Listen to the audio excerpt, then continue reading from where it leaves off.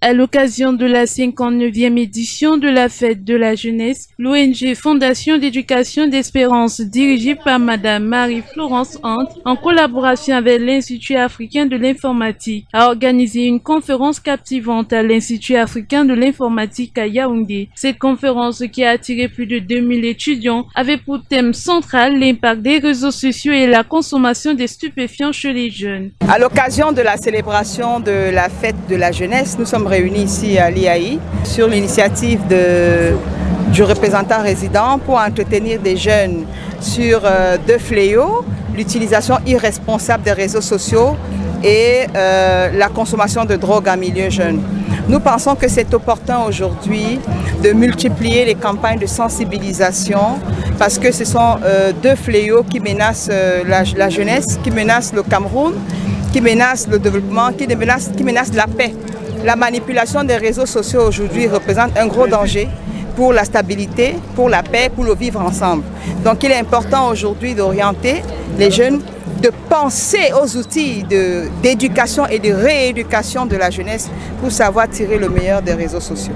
Cette initiative portée par Madame Marie-Florence Hant vise à sensibiliser la jeunesse sur les enjeux cruciaux auxquels elle est confrontée dans un monde hyper connecté. Les intervenants présents ont abordé divers aspects des dangers liés aux réseaux sociaux et à la consommation de substances illicites, tout en encourageant les jeunes à prendre conscience de leur potentiel. Les discussions ont été riches et variées. Les intervenants ont partagé des études de cas, des témoignages illustrant les conséquences néfastes que peut avoir les réseaux sociaux sur la santé mentale et le bien-être des jeunes. Les étudiants ont eu l'opportunité de poser des questions et d'exprimer leurs préoccupations, ce qui a permis un échange constructif. Quel est l'apport de façon plus physique que l'ONG a envers ceux-là qui sont parfois victimes de dépression?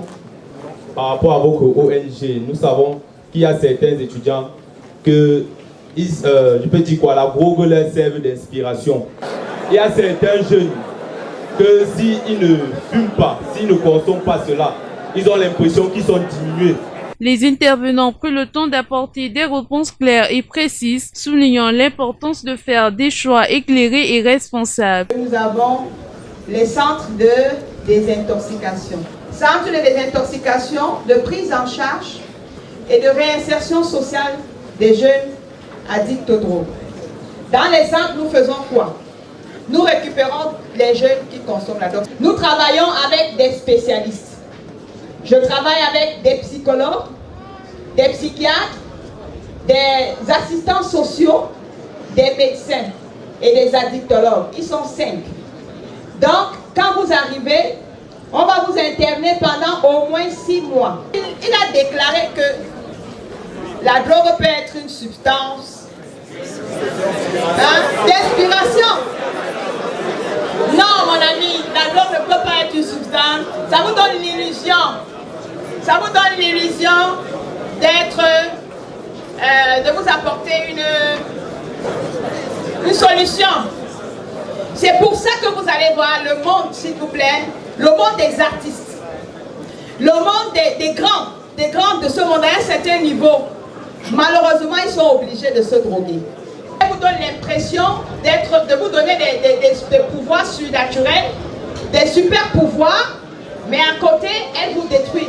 Donc il ne faut même pas l'envisager comme une solution. Il vaut mieux ne même pas se retrouver là-dedans. Cette rencontre a non seulement été une plateforme d'information, mais aussi un véritable appel à l'action pour que chaque jeune prenne conscience de son rôle en tant qu'acteur du changement dans sa communauté.